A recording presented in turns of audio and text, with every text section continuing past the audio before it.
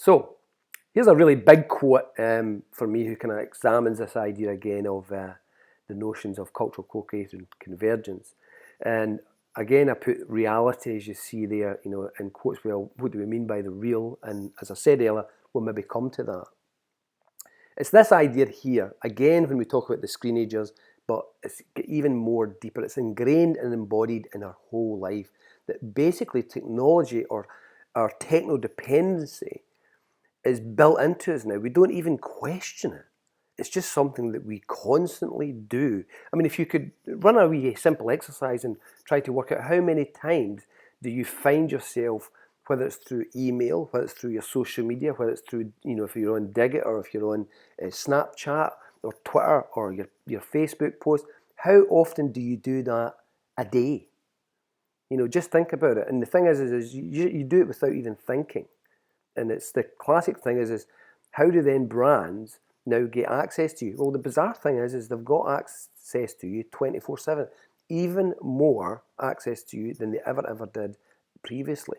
So rather than cyberspace, if you like, being seen as a way of resistance and a way of escape, which to a lot of people is, and it can be, but you've got to understand that the brands have actually found a way into that. They've found a way to really infiltrate your cyber life.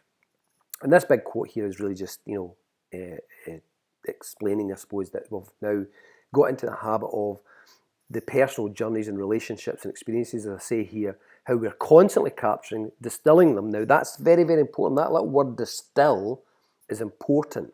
And it's important for brands. And how we distill it and we perpetuate a cycle of techno communities or networks such as Facebook, Twitter, YouTube, I see here, and also the 400 or 500 odd other platforms that we now see, and it's just going to grow. And this is now we're seeing a kind of process of what I've called here and Wolf calls techno-capitalism. Now, I argue that this is an evolution. And it's an evolution that branding and capitalism has had to adapt to. And I would suggest it's a far more fluid and dynamic process than it was before. So you can have resistance, and yes, it does make brands, and the key word I suppose is more accountable in the future. Brian Solis, it's a fabulous book. He actually writes in this classic issue about how we're now talking about Generation C, and when he's talking about brand communities.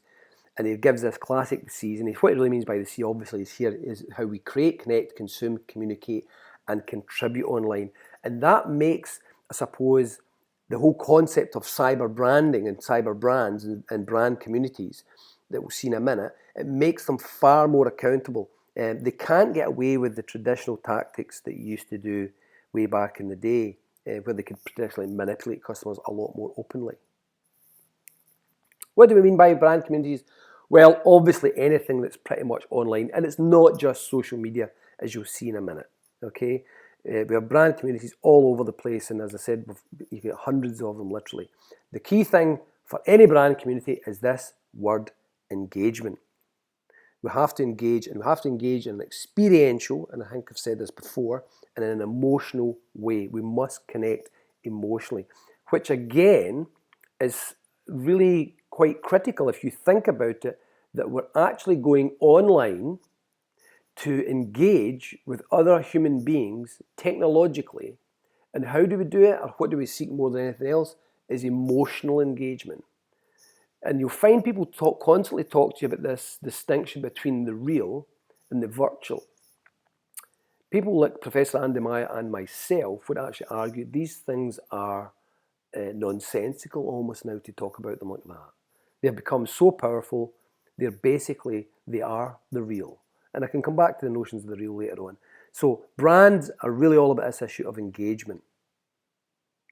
And here's a really good quote of a virtual brand community and what it involves here. And again, that notion of interactivity, and here's experience comes out again, isn't it? Between the customers and the brand, where they actually engage with it in a very emotional way. Now, obviously, Brody, I'll actually put this online so you have the PDF. But they have an actual look at basically brand communities and how they do basically work with what they call brand engagement. But it's a very complicated concept in talking engagement. It's multidimensional. It gets into all this kind of obviously intellectual, emotional, behavioural, but the social stuff, if you like, or the emotional stuff is by far more important.